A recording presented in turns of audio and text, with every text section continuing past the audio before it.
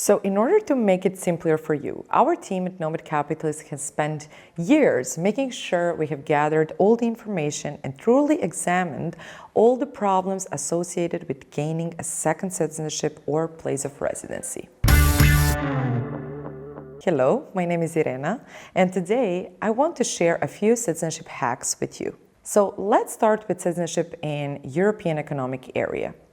As a citizen of European Economic Area, you have the right to relocate to any EU member state to live, work, study, search for employment, or retire.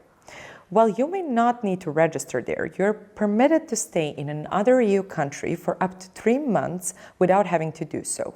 For example, if you obtain Maltese citizenship, you're free to reside in any member state of the European Union or the European Economic Area, such as Norway, for example, as long as you have a valid national identity card or passport. Along with the EU nations, Iceland, Liechtenstein, and Norway are also included in the EEA.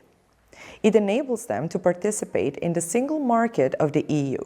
Switzerland is a part of the single market, even though it is not a member of the European Union or the European Economic Area. As a result, Swiss nationals have the same rights to reside and work in the United Kingdom as other citizens of the European Economic Area. So let's move to another one, which concerns UK nationals who can live, work, and study in Ireland without a visa or residence permit. So British and Irish residents are permitted to live and work in each other's countries, as well as travel freely between them inside the common travel area. The common travel area will be safeguarded by the governments of both the United Kingdom and Ireland. So let's move on to the third one. We mentioned this before, but citizens of the OECS, Organization of Eastern Caribbean States, are welcome to enter the territory of any OECS independent nations, which are Antigua and Barbuda, the Commonwealth of Dominica, Grenada, Montserrat, St. Kitts and Nevis, St. Lucia, and St. Vincent and Grenadines, and to stay for an indefinite period in order to work or establish businesses.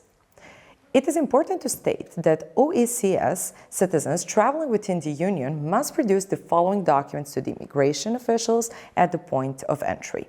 That would be a valid photo identification that bears the nationality of the holder, for example, passport, driver's license, voter's registration card, or national ID card, and a completed ED form. Also, if you're a citizen of a Caribbean country, for example, St. Kitts and Nevis, you can also live and work in the countries of CARICOM, which would include all that we have mentioned above, plus Bahamas, Barbados, Guyana, Haiti, Jamaica, Suriname, and Trinidad and Tobago. So again, if you are, for example, a citizen of St. Lucia wishing to live and work in another CARICOM state, you should obtain a CSMI skills certificate. This must be presented at immigration in the receiving country, along with a valid passport and a police certificate of character. Holders of certificates are given a maximum of 6 months stay in the host country until their status and documents could be verified. Additional documents can also sometimes be required if you're traveling with spouse, for example, marriage certificate, or if you're traveling with kids, birth certificate. Last but not least, our favorite trick is for EU residents. For instance, even though your passport indicates that you need a visa to enter the Balkan region or Mexico, Canada, or any other country, you do not need a visa if you have EU residence. However, rest assured, there is no issue entering those countries without a specific visa. To become our client, please submit the application on our website so we will know how we can help you legally save on taxes and gain personal freedom with second passports. You can find the link below.